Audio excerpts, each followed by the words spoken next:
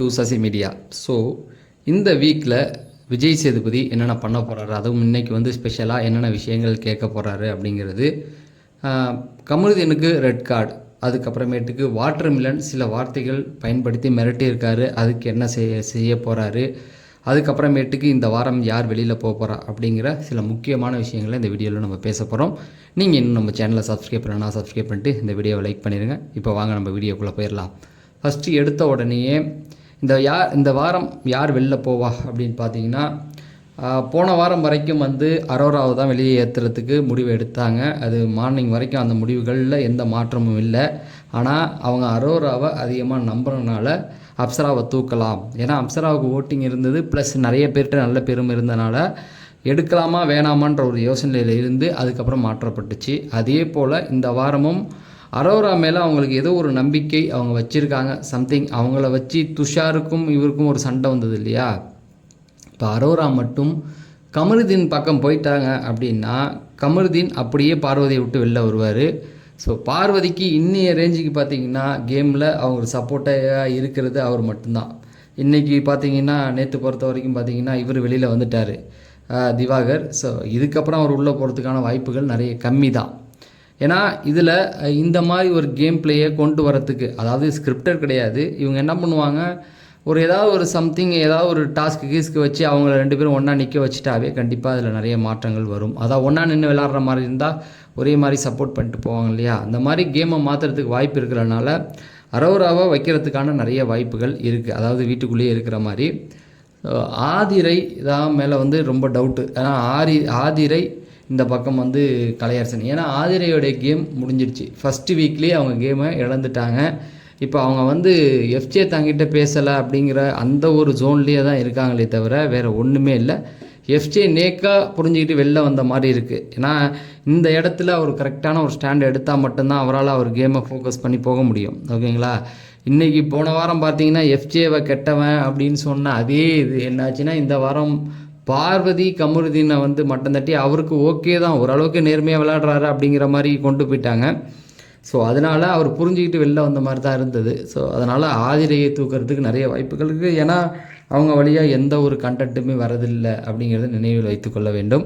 இந்த பக்கம் பார்த்திங்கன்னா நம்ம கலையரசனை ரொம்ப வெயிட் பண்ணி பார்த்துட்டாங்க. ஆனால் கலையரசனை பொறுத்த வரைக்கும் இப்போ நேருக்கு நேர் பார்வதி கூட மோதுறாங்க அப்படின்னும்போது கண்டிப்பாக நிறைய கண்டென்ட் வரும். ஏன்னா பார்வதி சும்மா இருக்க போகிறதில்ல, ஏதாவது ஒரு இதில் இழுத்து விட்டு அவனை வம்பு பண்ணி ஏட்டிக்கு பிடி பேசிக்கிட்டு இருப்பாங்க அப்படிங்கிறது தெரிஞ்சு போச்சு. இந்த வாரம் அதிகமாக வாட்டர் மிலன்ட்டு அவங்க போய் பேசுகிறதுக்கு ஒன்றுமே இல்லை. அவர் பதிலுக்கு நிறைய தகு கொடுத்துட்டு போயிட்டே இருப்பார் அப்படிங்கிற ஒன்று இருக்குது. ரெண்டு பேரும் நின்று ஒன்று போதுனா அவங்களுக்கு தான் அசிங்கம். ஏன்னா இப்போ பார்வதி என்ன சொன்னாங்க அப்படின்னா, நேற்று எபிசோடில் அவர் யாரை பற்றி என்ன பேசுகிறாரு எனக்கு தான் தெரியும், நீ யாரை பற்றி என்ன பேசுனாலும் அவருக்கும் தெரியும் இல்லையா. அவர் புடவைக்கு இது மரத்துக்கு சிலை கட்டினா நீ போகிற ஆள்னு சொன்ன வார்த்தையே உடனே சுபிக்ஷான்னு இழுத்தவர். அவரால் அந்த கேமை வந்து, ஏன்னா வாரத்துலேருந்து அவர் கமருதீனையும் வினோத்தையும் ஏற்றுக்கிட்டு தான் இருக்கார் இல்லையா. அப்படி ஏற்றுக்கிட்டு இருக்க நீங்கள் ரெண்டு பேரும் ஒரு பாண்டிங்கில் இருந்த நீங்கள் வந்து டக்குன்னா கமருதீன் கூட போய் நீங்கள் க்ளோஸ் ஆனது தப்பு இல்லையா. அப்புறம் அவர் போய் 4 பேர்கிட்ட பேசுவார் இல்லையா. அதனால் எந்த பிரச்சனையும் கிடையாது. அவரை நீங்கள் ஒன்றுமே பண்ண முடியாது. ஏன்னா அவருக்கு அந்த மக்கள் செல்வாக்கு இருக்கிறதுனால பார்வதி வந்து 4-5 தடவை காலில் விழுந்த, நீ ஏன் போய் விழுந்த, அவன் அவர் தயவு தேவையில்லைன்னா, ஏன்னா அவருடைய தயவில் தான் அந்த ஓட்டுகள் உனக்கு வருன்ற நம்பிக்கையில் தான் நீ இருக்கிற. ஓகேங்களா. அவர் வந்து இவங்களை கல்யாணம் பண்ணிக்கிறேன்னு சொன்னார், அவங்கள கல்யாணம் ஒன்றும் பண்ண முடியாது. அவருக்கு சூடு சொரணம் எதுவுமே கிடையாது. வெளியில் அந்த கழுவிட்டாங்க. அப்பயே கவலைப்படாதவர் இப்போயே கவலைப்பட போகிறாரு. அந்த சுபிக்ஷாவே வந்து சொல்லிட்டு போயிடுச்சு, நான் இனிமேல் உங்களை அண்ணன் கூப்பிட மாட்டேன், என்னங்கன்னு தான் கூப்பிடுவேன்னு. அதே போல் நான் விளையாட்டுக்கு பண்ணன்ட்டு அவர் போயிட்டே இருப்பார். ஓகேவா. அதனால் உங்களுடைய தயவு அவருக்கு தேவையில்லை, அவருடைய தயவு கண்டிப்பாக உங்களுக்கு தேவை. கமருதீன் கூட இருந்தீங்கன்னா நீங்கள் வேறு லெவலில் போற்றியாகி போயிடுவீங்க அப்படிங்கிறது தான். அதனால் இந்த பக்கம் பார்த்தீங்கன்னா கலையரசன், ஓகேங்களா, இல்லை துஷார் கலையரசன் ஆதிரை, இந்த 3 பேர் தான் கண்டிப்பாக வாண்டட் லிஸ்ட்டில் இருக்காங்க. ஏன்னா இந்த 3 பேர்ட்டையுமே வந்து கண்டென்ட் இல்லை. இதில் யாராவது ஒருத்தவங்களை கண்டிப்பாக தூக்கிறதுக்கான வாய்ப்புகள் அதிகம். அரோராவையும் தூக்கலாம், ஆனால் அவங்கள வச்சு நிறைய கேம் எடுத்துகிட்டு வரதுக்கு வாய்ப்பு இருக்குது. 2 பசங்க மோதிட்டு நிற்பாங்க இல்லையா, அந்த மாதிரியான வாய்ப்புகளும் இருக்குது. ஏன்னா இப்போ கமருதீனை பொறுத்த வரைக்கும் அரோரா நல்லா பேசினா அங்கே வந்துடுவார். அவருடைய கண்ணு ஃபுல்லாக அரோரா மேலே தான் இருக்குது. ஓகேங்களா. பார்வதி ஏதோ நமக்கு சப்போர்ட் பண்ணுறாங்க அப்படின்னு நிற்கிறாரு.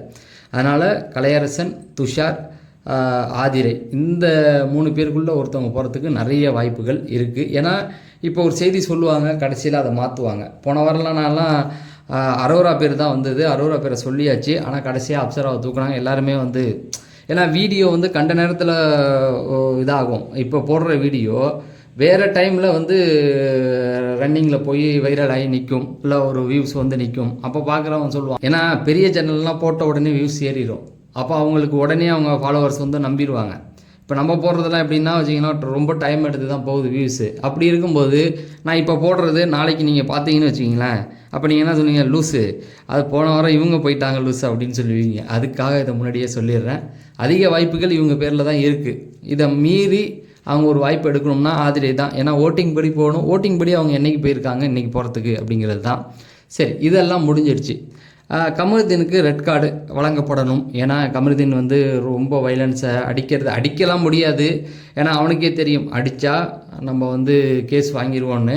அதனால் அடிக்கலாம் முடியாது, தள்ளி விடலாம், ஒரு மாதிரி காட்டலாம், அதெல்லாம் பண்ணலாம். ஓகேங்களா? கமல் சாராக இருந்தால் கொஞ்சம் எல்லாத்தையும் நறுக்கி வைப்பார். விஜய் சேதுபதியும் எபிசோடு பார்க்கறது கிடையாது. அதுதான், விஜய் சேதுபதி எபிசோடு பார்க்காம வந்தனால தான் போன வாரம் சுற்றி விட்டதுக்கு அவரால் எதுவுமே பண்ண முடியல. இல்லைன்னா நான் இது பார்த்துருந்தா கேட்டிருப்பார், நீங்களாம் டிஸ்கஸ் பண்ணிக்கிட்டீங்களே அப்படின்னு சொல்லி ஒரு வார்த்தை கேட்கலாம். அது கேட்காதன்னா அவர் எபிசோடு பார்க்கல, அதனால திணறி போய் நின்றுட்டார். இந்த வாரமாக அவர் பார்த்துருக்க வாய்ப்பு இல்லை. ஏன்னா வரிசையாக 8 படங்கள் கையில் வச்சுருக்காரு. அவர் அதை பார்ப்பாரா இதை பார்ப்பாரா?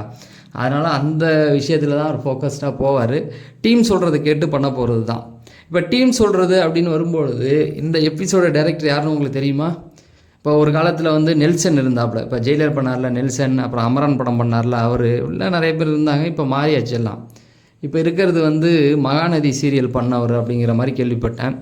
மகாநதி சீரியல்னு எனக்கு இடிச்சிடுச்சு. ஏன்னா மகாநதி சீரியலில் வந்து நடித்தது வந்து நம்ம கமருதீன். இப்போ அவர் என்னன்னா 3 பொண்ணுங்களில் மொதல் பொண்ணுடைய மாப்பிள்ளை தான் இவர் கமருதீன். அவர் என்ன கதை விட்டு வச்சுருக்காங்கன்னா பொண்டாட்டி குழந்தை பிறக்க போதான், அதனால் அவர் வந்து ஃபாரினில் போய் கடுமையாக உழைச்சிக்கிட்டு இருக்காராம். இப்போ அவன் பிக் பாஸில் நின்று கெட்ட பேராக வாங்கி தள்ளிக்கிட்டு இருக்கான், இங்கே சீரியலில் கடுமையாக உழைக்கிறாங்கன்னு போடுறாங்க. ஸோ அந்த டைரக்டர் தான் இவனை கூப்பிட்டு வந்து தான். அப்படி இருக்கும்போது அவர் எப்படி ரெட் கார்டு கொடுக்க அலோவ் பண்ணுவார்? எபிசோட டைரக்டரே அவனுக்கு தெரிஞ்சனால தான் அவன் ஏன் இப்படி பேசுகிறான், இந்த மாதிரி நடந்துக்கிறான் அப்படின்னும் போது, இப்போ அசீமே வந்து அவர் இருந்த சீரியலில் ரொம்ப வைலண்ட்டாக தான் பிஹேவ் பண்ணார். ஏன்னா அந்த பிக் பாஸ் இப்போ பேசியிருக்காருல அந்த குரல், அவருக்கு வேண்டியப்பட்டவர். அவங்க 2 பேரும் சேர்ந்து இப்போ படம் பண்ணிக்கிட்டு இருக்காங்க. ஸோ அதெல்லாம் வந்து ஒரு மேடையில் அறிவிக்கப்பட்டது இல்லையா? அந்த மாதிரி ரொம்ப ஸ்ட்ராங்கான ஆள் அந்த டைரக்டரே அவருக்கு தெரியும் போது இவருக்கு எப்படி ரெட் கார்டு கொடுப்பாங்க? ஏன்னா விஜய் சேதுபதி ரோஸ்ட் பண்ணுவார், சும்மாவே அவரை கழுவி தான் ஊற்றிக்கிட்டு இருக்காரு. அதனால் இந்த வாட்டியும் கழுவி ஊற்றுவார், ஆனால் ரெட் கார்டு கொடுக்க மாட்டாங்க. இன்றைக்கி கண்டென்ட் பார்த்தீங்கன்னா பார்வதி, கமருதீன் இவங்க 2 பேரும் ஒன்றா இருந்தால் கண்டென்ட் வரும்னு தெரிஞ்சு போச்சு. அப்புறம் எப்படி ரெட் கார்டு கொடுப்பாங்க? ஓகேங்களா? அதனால் ரெட் கார்டுக்கு வாய்ப்பே கிடையாது. ஆனால் ரோஸ்ட் பண்ணுவார். விஜய் சேதுபதி பர்சனலாகவே அவனை பார்த்தாவே எனக்கு அடிக்கணும். இந்த பக்கம் பார்த்தீங்கன்னா பார்வதியை வந்து பெருசாக ஹைலைட் பண்ணி கேட்குறது வந்து வழக்கம் போல் நடக்கும். ஏன்னா எல்லா தப்புக்கும் காரணம் பார்வதின்னு சொல்லுவாங்க. அவங்க அப்படியே மூஞ்ச ஒரு மாதிரி ரியாக்ட் பண்ணிக்கிட்டே இருப்பாங்க. ஃபஸ்ட் வாரமே கண்டிச்சார், 2வது வாரம் விட்டுட்டார். அப்புறம் முடிஞ்ச உடனே போய் உட்காந்து அழுவாங்க. இந்த 2 பசங்க தான் இருக்கானுங்களே, வினோத்தும் கமருதீனும், இவனுக்கு போய் ஆறுதல் சொல்லிக்கிட்டு இருப்பாங்க. அவ்வளோதான், முடிஞ்சு போச்சு. அவ்வளோதான். இந்த வாரம் வந்து இதுதான் நடக்குமே தவிர பெரிய அளவில் ரோஸ்ட்லாம் பண்ண மாட்டார். ஆனால் திவாகரையும் சற்று கவனிக்க வேண்டும். நேற்று ஒரு நைட்டு 7 மணிக்கே அதை வந்து பேசியிருந்தேன். எபிசோட்லேயும் அதை வந்து தெளிவாக காமிச்சிருந்தேன். அது கமருதீன்கிட்ட வந்து எனக்கு இருக்கிற பேக்ரவுண்டில் அதை பற்றி பேசியிருக்க தேவையில்லை. அது அது அது தெரிஞ்சவங்களுக்கு தெரியும். அது வந்து இங்கே தேவைப்படாத ஒரு விஷயம், அது தேவையில்லாத ஒரு சர்ச்சையை கொண்டு வந்து விட்டுடும் அப்படிங்கிறது தான். அந்த மாதிரியான வார்த்தைகளை அவர் வந்து ஒன்று அமைதியாக நின்று சண்டை போட முடியுது சண்டை போடு, இல்லைனா அமைதியாக வாங்கிட்டு அமைதியாக. இப்போ காலையிலலாம் வந்து அவங்க பேச கமருதீன் அதுக்கப்புறம் பேசும்போது அமைதியாக நின்னார்ல, அந்த மாதிரி நின்று இருக்கலாம். அந்த வார்த்தைகள்லாம் வந்து ரொம்ப தப்பாக ப்ரொஜெக்ட் ஆகும். அது தேவையில்லாத சர்ச்சைகளை உருவாக்கிவிடும்.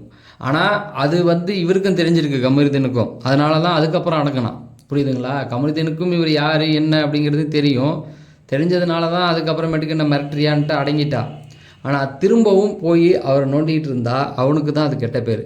ஏன்னா திவாகர் இப்படி தான் தெரிஞ்சு போச்சு. வந்த நாள்லேருந்து 3 பேர் டார்கெட் பண்ணிங்க. அதில் வினோத்தும் கமருதீனும் தொடர்ந்து வரீங்க. ஆனால் நம்ம பிரவீன் வந்து ஒதுங்கிட்டாப்புல. ஏன்னா அவருக்கு அந்த கைத்தட்டல் வந்த உடனே அவருக்கு தெரிஞ்சு போச்சு, ஆகா இவன் கோமாளி இல்லை, இவனுக்கு வந்து ஃபாலோவர்ஸ் வந்துட்டாங்க இங்கேயும் அப்படின்னு தெரிஞ்சதுனால ஒதுங்கிட்டாங்க.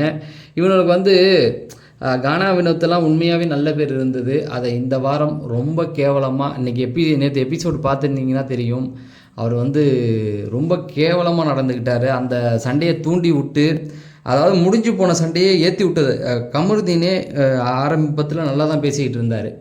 பார்வதி நல்லா தான், இந்த ஆள் தான் போட்டு பிடிச்சி ஏற்றி விட்டு, அதனால் இந்த வாரம் வினோத்துக்கும் ரோஸ்ட் இருக்குது. ஏன்னா போன வாரம் மெய்யழகன் காம்போவை பாராட்டினார். இந்த வாரம் வந்து விஷமாக மாறி இருக்கான் அந்த ஆள். அதனால் அவனை போட்டு ரோஸ்ட் பண்ணுவாங்க. அவ்வளோதான் நடக்குமே தவிர பெரிய அளவில் எதுவும் நடக்க வாய்ப்புகள் கிடையாது. நம்ம அதிகமாக எண்ணி ஏமாறவும் வேணாம். ப்ரொமோவில் ஊயின்னு போடுவானுங்க, ஆனால் ஒன்றும் நடக்காது. இதுதான் நடக்கும். தொடர்ந்து நம்ம சேனலில் பிக் பாஸ் சார்ந்த அப்டேட், ஓட்டிங் இதெல்லாம் கொடுத்துக்கிட்டு இருக்கோம். அது தெரிஞ்சுக்க நம்ம சேனலை சப்ஸ்கிரைப் பண்ணிவிட்டு உங்களுடைய ஆதரவை தாங்க. இந்த வீடியோவை லைக் பண்ணுங்கள் அப்படின்னு சொல்லி விடைபெறுகிறேன். நன்றி, வணக்கம்.